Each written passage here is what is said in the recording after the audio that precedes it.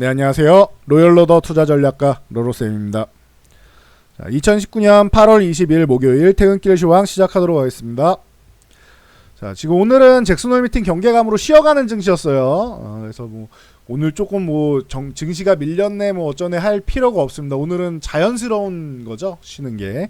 그리고 만약에 어제 증시가 밀렸으면 오늘 좀 올랐을 거고, 어제 올랐기 때문에 오늘 좀 밀리고, 이런 개념이다 생각하시면 됩니다. 그래서 외국인 기관이 매도해서 내려갔다, 의미 없습니다. 본인이 보는 두 눈만 믿어라 라고 말씀을 드렸는데, 어떤 걸 봐야 되는지에 대해서 오늘 알려드릴게요.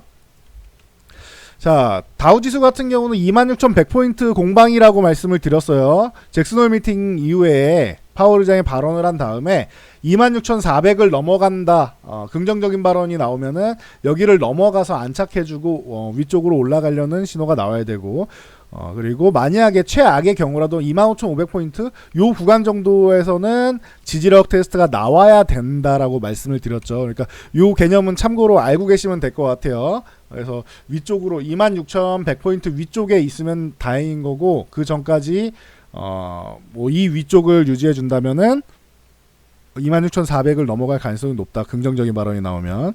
만약에 25,500포인트 요 구간을 이탈해 버린다고 하면은 좀 피곤한 상황이 나올 수 있습니다. 미증시는 참고하시면 될 것 같고요.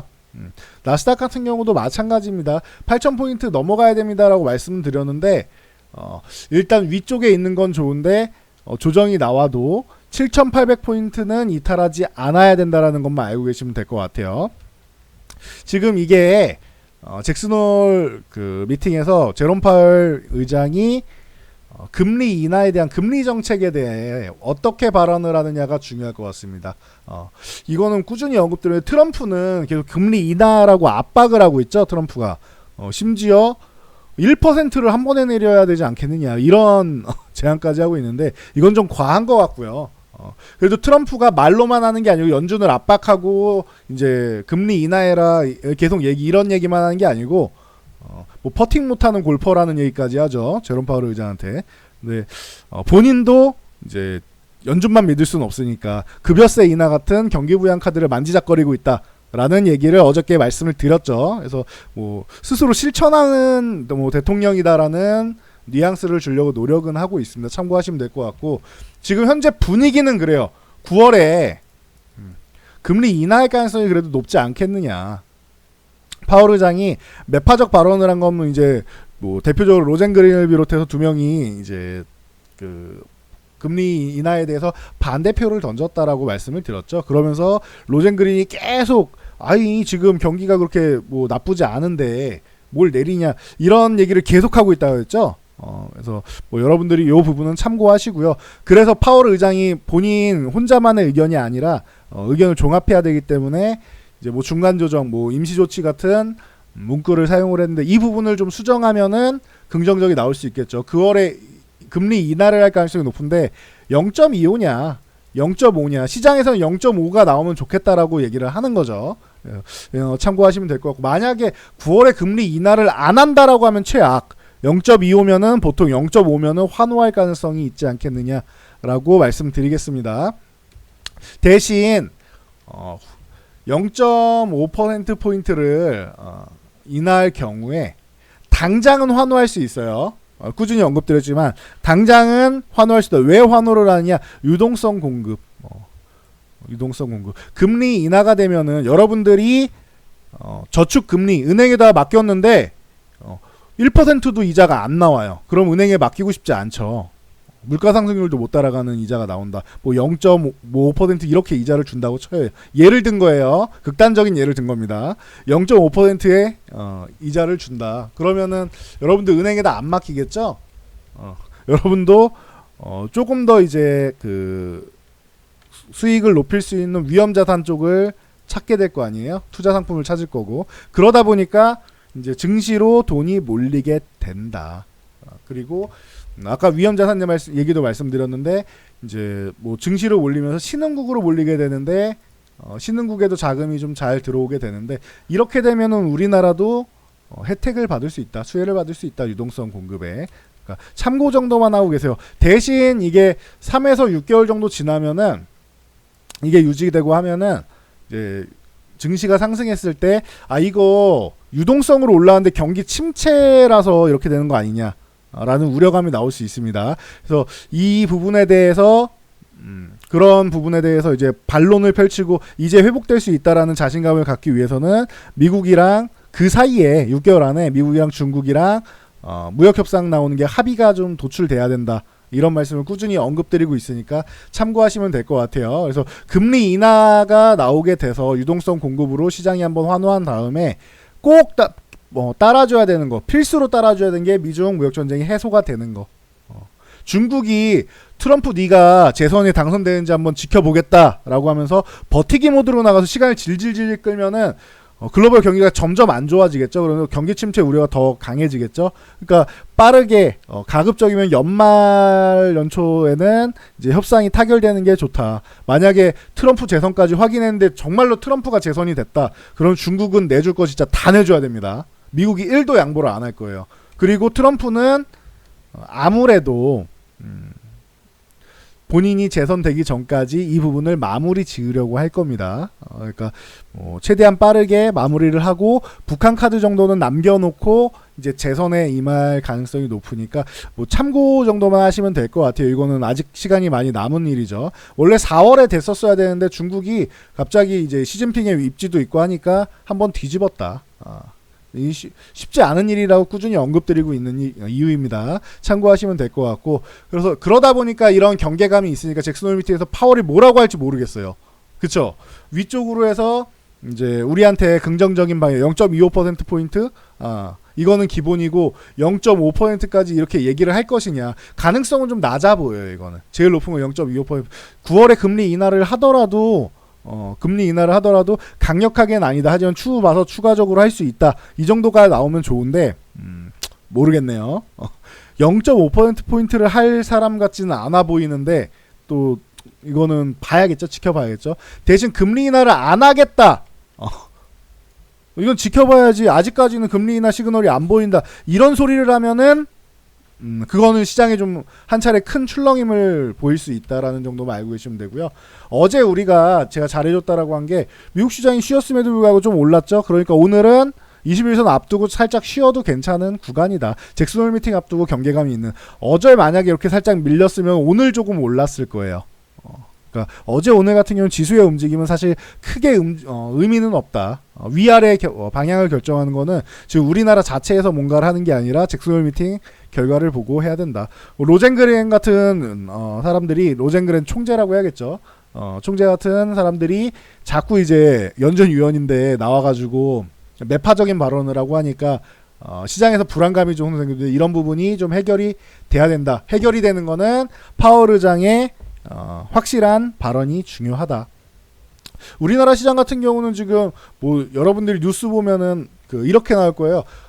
외국인과 기관이 매도하면서 오늘 시장이 주저앉았다. 이런 얘기가 나올 텐데 안 봐도 뻔합니다. 기자분들 이제 제목을 그렇게 쓰셔야지 여러분들이 클릭을 해보시니까 그렇게 제목을 쓰셨을 텐데 의미 없어요. 이거 크게 엄청나게 많은 금액을 매도한 게 아니죠.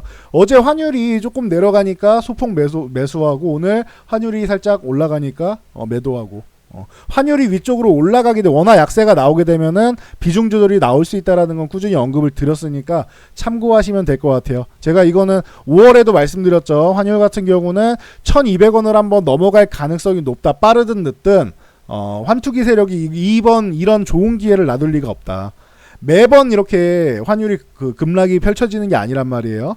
그렇기 때문에 기회가 왔을 때 투기 세력들이 환율 가지고 한번 해먹을 기회를 찾을 것이다. 근데 기회가 왔을 때 1200원 한번 넘길 것이다 라고 말씀드렸고 5월에 말씀드린 게 이번 달에 8월에 이루어졌죠. 그래서 이루어졌고 여기서 1200원 위에서 공방을 펼치다가 1200원 아래로 내려갈 가능성이 높다. 시장에 글로벌 경기에 큰 타격을 주는 일만한 그런 일이 나오지 않는 이상 다시 1100원 이하로 1100원 이하래 1200원 이하로 1100원대로 진입할 것이다 라고 말씀을 드렸죠. 이때 강력하게 급격하게 밀리는 건 또 좋지는 않아요. 급격하게 밀리면 오히려 또 이제 부담이 될 수 있으니까 수출주에 부담이 될 수 있으니까 천천히 완만하게 내려가는 게 가장 좋다라고 말씀을 드렸죠. 그러면서 외국인 수급은 회복이 될 겁니다. 1,100원대로 진입하고 완만하게 하락을 하게 되면은 갑자기 뭐 10원, 20원 이렇게 급락이 나오면 안 되고 뭐 1원, 2원, 뭐 3원 이렇게 왔다 갔다 하면서 천천히 내려가는 게 제일 좋은 것 같습니다. 저는 뭐 이건 제 입장이니까 참고하시면 될 것 같아요. 그리고 그래서 코스피 주식 같은 경우는 크게 매도한 거 아니까 걱정하지 마시고 최근에 연기금이 저점 매수 들어오기 시작했다. 요 개념만 알고 계시면 될 것 같아요. 오늘은 크게 매도한 주체, 크게 매수한 주체가 없습니다. 잭슨홀 미팅 앞두고 있기 때문에 이건 매년 나오는 현상이니까 참고하시면 될 것 같고 코스닥 쪽에서 외국인이 좀 많이 매도를 했다. 하지만 뭐 지수가 매도한 거에 비해서 크게 밀리진 않았으니까 넘어가고요. 이제 파생 동향이 이제 슬슬 중요해지기 시작하는 단계가 오는데 선물은 제가 계속 말씀드렸는데 6월부터 해서 9월까지 매매를 하는 거잖아요. 9월 만기일이 3개월 매매하는 거란 말이에요. 또 6월 만기일부터 보면은 이거 한번 짚어드리고 갈게요. 제가 4만 계약을 넘어가고 있다 이런 말씀을 드렸는데 6월 만기일부터 보면은 엄청난 매수량을 보이고 있죠. 그래서 6월 만기 이날이 아니지. 왜 이렇게 많은가 했네. 4만 5천 계약 정도 될 텐데. 그죠? 4만 5천 계약. 6월 만기부터 보면 4만 5천 계약 정도. 6월 만기 다음 날부터 봐도 4만 계약은 넘어가요. 그렇죠? 4만 1천 계약 정도 되죠. 그래서 선물은 지금 바닥을 찍고 올라갈 가능성에 대해서 베팅을 이미 기존부터 해놨단 말이에요. 그리고 이 매수해 온 것들이 살짝 손실 구간에 있기도 하고요. 그러니까 참고하시면 되고요. 외국인들은 선물을 털기 위해서라도 한 번 정도는 적어도 반등을 원하지 않을까라고 제가 생각하고 있습니다. 꾸준히 언급드렸던 부분이고 옵션 같은 경우는 이번에 8월 만기일부터 해가지고 보면은 만기일날 막판에 옵션 수급이 좋아졌다 이런 말씀을 드렸죠. 옵션 같은 경우 만기일 이후로 양호한 흐름을 보였는데 오늘 콜옵션은 매도가 나오면서 위쪽으로 가는 걸 부담스러워하고 있어요. 이유는 잭슨홀에서 무조건 좋은 얘기가 나올 수 없기 때문이에요. 제롬 파월 의장 보통 잭슨홀에서는 긍정적인 멘트가 많이 나와요. 매년 작년에도 긍정적인 멘트가 나왔고 매년 잭슨홀 이후에 증시가 나쁘지 않았는데 이번에 파월 의장이 너무 신중하게 나가니까 갈피를 못 잡겠다라는 의견들도 많이 있으니까 그런 부분 때문에 위쪽에 대한 경계감이 좀 있는 수급입니다. 풋옵션 같은 경우 하락 포지션인데 오히려 상승 포지션보다 하락 포지션이 지금 더 많은 개념이죠. 하락 포지션은 보시면은 211억 거의 212억 가까이 되는데 상승 포지션 같은 경우는 콜옵션 같은 경우는 56억밖에 안 되죠. 56, 7억 정도 되죠. 그래서 하락이 더 풋옵션이 더 많다. 근데 이거에 따라서 옵션만 볼 게 아니고 선물까지 만기니까 선물은 4만 계약 매수를 했으니까 강세 이 선물 매수에 대한 해지성으로 풋옵션을 매수하는 것도 있다.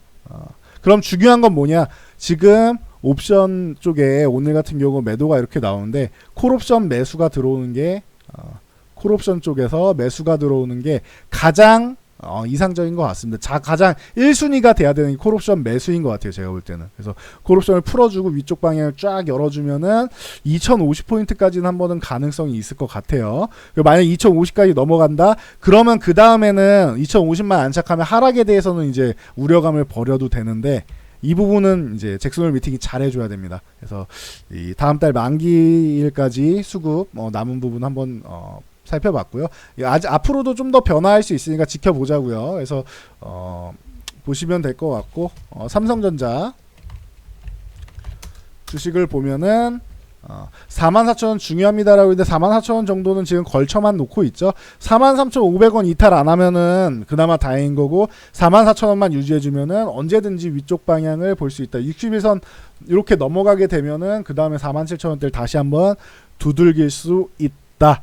이렇게 개념을 잡고 가시면 됩니다. 그러니까 43,500원에서 44,000원 사이 유지해주는 게 아주 중요하다. 여전한 입장이고요. SK 하이닉스 같은 경우도 마찬가지로 73,000원 구간이 아주 중요하다라고 말씀드렸는데 만약에 오늘 종가부터 해서 뭐 내일 사이에 소폭이라도 약세가 나온다. 73,000원 전후 구간을 준다 하면은 없는 분들도 이제 분할 매수를 조금 들어가도 되지 않겠느냐라고 보고 있습니다. 이만큼까지 이제 뭐 조정을 이쁘게 받았으면은 만약에 다시 올라간다라면 21선 또 맞고 밀리거나 할 수도 있으니까 기다려 보시는 게 나을 것 같아요. 아니면은 아예 82,000원 넘어가서 안착한 다음에 매수하셔야 되는데 73,000원 전후 아니면 하단은 요 61선 정도는 유지해 줘야 될 것 같아요. 그래서 71,500원까지 73,000원 유지해주면 제일 좋고 73,000원부터 분할 매수를 한다면은 73,000원부터 71,500원 사이에서 매매를 하면 되지 않을까 요 생각을 하고 있으니까 참고하시면 될 것 같습니다. 자, 셀트리온 같은 경우 마지막으로 16만원 계속 말씀드리고 있죠. 어제 한 번 정도 16만원 이렇게 도전을 했었는데 뭐 아직은 아니다라는 흐름인 것 같아요. 그래서 다시 밀렸는데 뭐 크게 밀린 건 아니에요. 오늘 2.5% 어이구 좀 밀렸네라고 생각했지만 그래봐야 기존 지수권 내죠. 이렇게 계속 횡보하고 있었으니까 한 차례 급락 나온 다음에 회복이 바로 나오고 15만원 위에서 계속 움직이고 있죠. 최근에 모습 보면은 15만원에서 16만원 사이 왔다 갔다 작은 박스권을 그리고 있다. 지금 이렇게 힘을 모은 다음에 제일 먼저 해줘야 되는 게 16만원 넘어가는 거예요. 아래로 내려가면은 모아놨던 힘을 그대로 14만원 이탈할 수도 있으니까 이런 불안한 형상이 나올 수 있으니까 가능하면은 혹시나 밀릴 경우에 저점 매수세가 빠르게 나와야 되고 16만원 위쪽으로 안착이 빠르게 나와줘야 이 종목을 매매할 수 있다. 보셨죠? 16만원 회복을 못하면 이렇게 다시 한번 15만원 초반까지 내려오잖아요. 이러면 불안해가지고 잘못하면 또 밀릴 수 있는 불안감이 형성되니까 16만원 회복될 때까지 기다렸다 매매하는 게 안정적이다. 만약에 나는 5년 10년 장기로 보고 싶은데 이거 매수 지금 안 되나요 하시는 분들은 이렇게 밀릴 때 한 주 한 주 모아가시면 된다고 했죠. 그래서 이런 주요 종목 주요 세 종목까지 말씀을 드렸고요.